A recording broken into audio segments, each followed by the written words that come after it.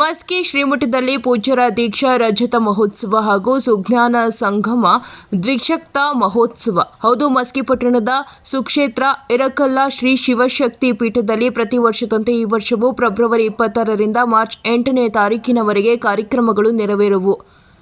ಮಠದ ಪೀಠಾಧಿಪತಿ ಶ್ರೀ ಪೂಜ್ಯ ಬಸವ ಪ್ರಸಾದ ಸ್ವಾಮಿಗಳ ನೇತೃತ್ವದಲ್ಲಿ ಪ್ರತಿಭಾ ಪುರಸ್ಕಾರ, 108 ಸಾಮೂಹಿಕ ಮದುವೆ, ಉಡಿ ತುಂಬುವ ಕಾರ್ಯಕ್ರಮ, ಶರಣ ದಂಪತಿ ಪ್ರಶಸ್ತಿ, ಸೈನಿಕ ಪ್ರಶಸ್ತಿ ಹಾಗೂ ಶಾಲಾ ವಾರ್ಷಿಕೋತ್ಸವ, ಕೃಷಿ ಹಾಗೂ ಆರೋಗ್ಯ ಜಾತ್ರೆ ಅದ್ಭುತವಾಗಿ ನಡೆಯುವುದೆಂದು ಶ್ರೀಮಠದ ಪೂಜ್ಯರು ಈ ಕಾರ್ಯಕ್ರಮಕ್ಕೆ ತಾವು ಬನ್ನಿ, ಬರೋರನ್ನು ಕರೆದುಕೊಂಡು ಬನ್ನಿ, ಪೂಜ್ಯರ ಕೃಪೆಗೆ ಪಾತ್ರರಾಗಿ ಎಂದು NKS ಸುದ್ದಿ ವಾಹಿನಿ ಮೂಲಕ ಪತ್ರಿಕಾ ಪ್ರಕಟಣೆಯಲ್ಲಿ ತಿಳಿಸಿದ್ದಾರೆ. ವರದಿ ವಿರೂಪಾಕ್ಷಯ್ಯ ಸ್ವಾಮಿ ಸಾಲಿಮಠ, NKS TV4 ಅಂತರಗಂಗೆ.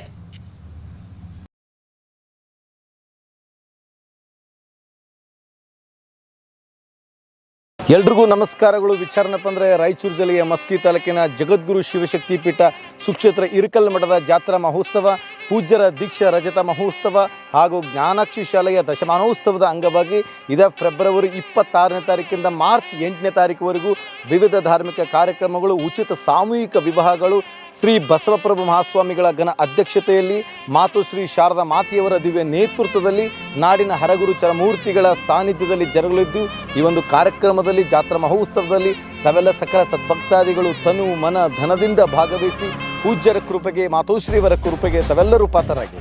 ನಮಸ್ಕಾರ.